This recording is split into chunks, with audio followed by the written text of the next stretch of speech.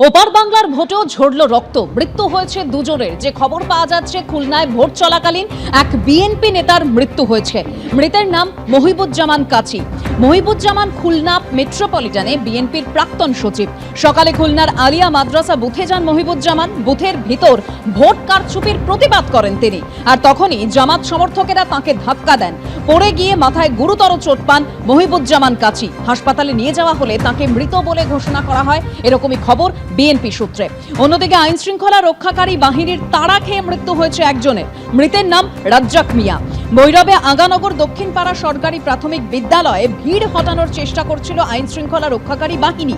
দৌড়ে এলাকা ছাড়ার চেষ্টা করার সময় অসুস্থ হয়ে পড়েন এবং হৃদরোগে আক্রান্ত হয়ে মৃত্যু হয় তার, দাবি করছেন চিকিৎসকরা।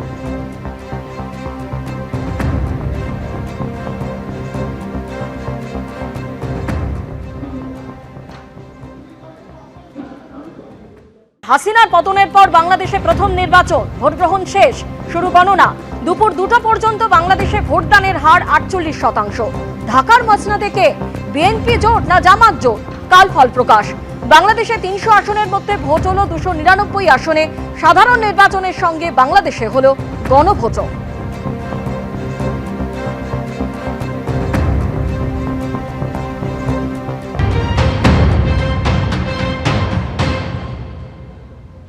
আমরা ঢাকাতে এই মুহূর্তে একটা গণনা কক্ষে রয়েছি, যেখানে ভোটিং কমপ্লিট হয়ে গেছে এবং ব্যালট বক্সগুলোকে নিয়ে আসা হয়েছে। এখানে পোলিং এজেন্টরা বসে রয়েছে বিভিন্ন দলের, যাদের সামনেই বাক্সগুলো খোলা হবে এবং যে বাক্সগুলো নিয়ে আসা হয়েছে এই গণনা কেন্দ্রে, সেটাতে দেখা যাচ্ছে এই বাক্সগুলোর মধ্যে রয়েছে ব্যালটগুলো। দেখতে পাচ্ছেন গোলাপি ব্যালট রয়েছে, সাদা ব্যালট রয়েছে। গোলাপি ব্যালটে হ্যাঁ বা না রেফারেন্ডাম রয়েছে এবং সাদা ব্যালটের মধ্যে কোন প্রার্থীকে কে বেছে নিয়েছেন সেই তালিকাগুলো রয়েছে। এবং একদিকে পোলিং এজেন্টরা রয়েছে, অন্যদিকে প্রিসাইডিং অফিসাররা রয়েছেন। তারা সার্টিফাই করবেন কোন দল কত ভোট পেল এবং রেফারেন্ডামে কি ফল হলো। এখান থেকে জানিয়ে দেওয়া হবে এই গণনা কক্ষে এই গণনা কেন্দ্র থেকে যেখানে ভোটিং হয়েছিল সেটা থেকে কত ভোট পেল এবং রেফারেন্ডামে কি ফল জানা গেল। আর কিছুক্ষণের মধ্যেই স্টার্ট হবে কাউন্টিং। এখানে আমরা চাই বাংলাদেশে স্বাধীন, ন্যায়সঙ্গত, বিশ্বাসযোগ্য নির্বাচন হোক, মন্তব্য ভারতের বিদেশ মন্ত্রকের মুখপাত্র Randhir জয়সওয়ালের। The election going on in Bangladesh, we should wait for the outcome of the elections to see as to what sort of mandate has come out, and thereafter we will look at issues that are there. On the election per se, you know what our position has been. We stand for a free, fair, inclusive and credible elections in Bangladesh.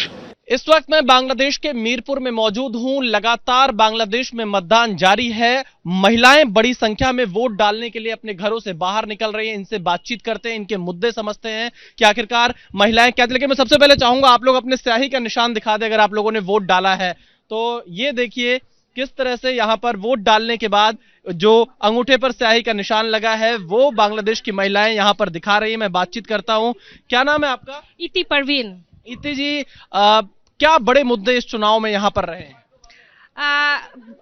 दरअसल बड़े दिन बाद ये vote हो रहा है तो हम बहुत ही एक्साइटेड है सब, तो इसीलिए हम सब मिलजुल के आए हैं।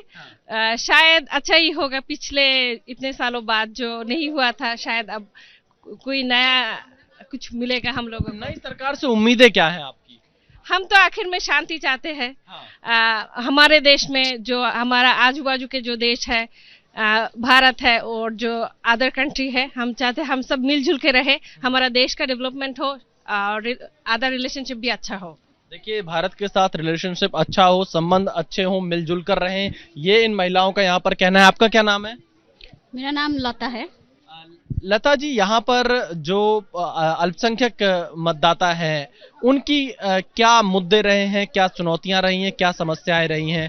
क्योंकि हम बहुत सारी खबरें देखते रहे हैं लगातार कि कहीं पर हमलों की खबर सामने आती है, कहीं पर हिंसा की खबर आती है, लेकिन कैसे हालात हैं और क्या चाहती है नई सरकार? मैं कुछ ज्यादा नहीं बोलूंगी, जो मैंने देखा अभी तक यहाँ का जो परिवेश रहा है वो बहुत ही अच्छा है।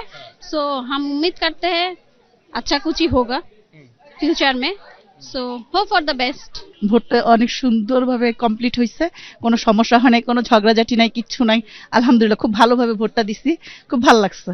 देखिए वोट यहाँ पर डाल दिया, अच्छी स्थिति है, अच्छी चीजें हैं। और ये तस्वीरें मैं आपको दिखा देता हूं क्योंकि मतदान केंद्रों पर अलग अलग जगह पर ये मतदान जारी है। और इसी तरह से मीरपुर का यह इलाका है जहां पर एक बड़ा ये कॉलेज है, Mirpur cantonment public school and college, जहां पर इस वक्त मतदान जारी है। बड़ी तादाद में लोग अपने घरों से बाहर निकलकर वोट डालने के लिए यहाँ पर पहुंचे हुए हैं। तो ये तस्वीरें बता रही हैं कि बांग्लादेश में आज यहाँ की जनता एक नई सरकार चुनने जा रही है। किसके पक्ष में नतीजे आएंगे इसके लिए थोड़ा इंतजार करना होगा, लेकिन बांग्लादेश में एक स्थायी नेतृत्व मिले, ये बांग्लादेश की जनता का कहना है। कैमरामैन जितेंद्र के साथ विशाल पांडे, एबीपी न्यूज, ढाका, बांग्लादेश। यहां पर अगर हम भारत के समय के मुताबिक बताएं तो शाम 4 बजे तक वोटिंग होगी और उसके ठीक बाद मतगणना की शुरुआत हो जाएगी। यहां बैलेट पेपर के माध्यम से वोट डाले जा रहे हैं। 12 करोड़ 76 लाख के आसपास मतदाता बांग्लादेश में हैं और सबसे बड़ी नजर जो रहेगी वो युवा मतदाताओं पर है, क्योंकि 18 से 37 साल तक के जो मतदाता हैं उनकी संख्या लगभग 44% है। तो युवा किस ओर जाएंगे उसका पलड़ा भारी होगा। अवामी लीग के समर्थक क्या करेंगे उन पर सबकी नजरें रहेंगी, क्योंकि अवामी लीग इस चुनाव का हिस्सा नहीं बन पाई है। एक बड़ा वर्ग अवामी लीग का समर्थक भी बांग्लादेश में है। क्या वो जमात इस्लामी के साथ जाएंगे या वो बीएनपी के साथ जाएंगे या फिर वो कुछ और करेंगे, ये देखना काफी दिलचस्प होगा। लेकिन बांग्लादेश की सियासत में यह कहा जा सकता है कि आज जो कुछ भी होगा, जो नतीजे आएंगे, इस पर पूरी दुनिया की नजर है। बांग्लादेश में क्या होगा, राजनीतिक स्थिरता कैसे आएगी, राजनीतिक स्थिरता ही एक सबसे बड़ी चुनौती है। यहाँ पर जमात इस्लामी और बीएनपी के बीच में ही सीधी टक्कर देखने को मिल रही है। जो बीएनपी का घोषणा पत्र सामने आया, बीएनपी का जो मैनिफेस्टो सामने आया, उसको हमने जब पढ़ा तो ये समझ में आया कि वो तमाम बड़े वादे इस चुनाव में करते हुए नजर आ रहे हैं।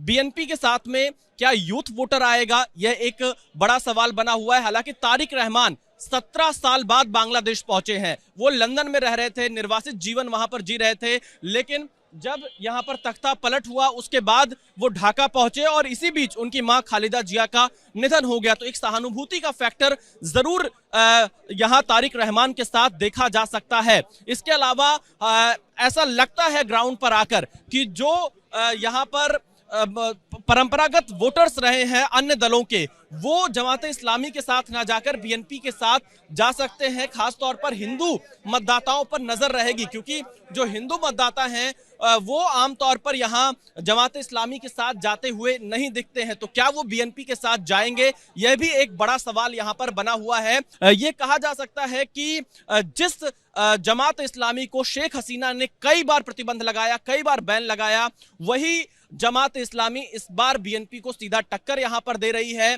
तो दो रहमान की लड़ाई दीपा इस बांग्लादेश के चुनाव में है। पहले दो बेगम लड़ा करती थी, शेख हसीना और खालिदा जिया। इस बार दो रहमान आमने सामने हैं, शफीकुर रहमान जमात इस्लामी से और बीएनपी के तारिक रहमान। तो मतदाताओं को यह तय करना है कि वो किसके साथ जाएंगे, लेकिन बीएनपी का पलड़ा थोड़ा भारी जरूर दिख रहा है।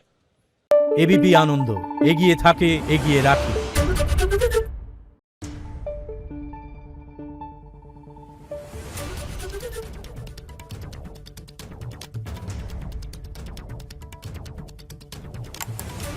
Thank you.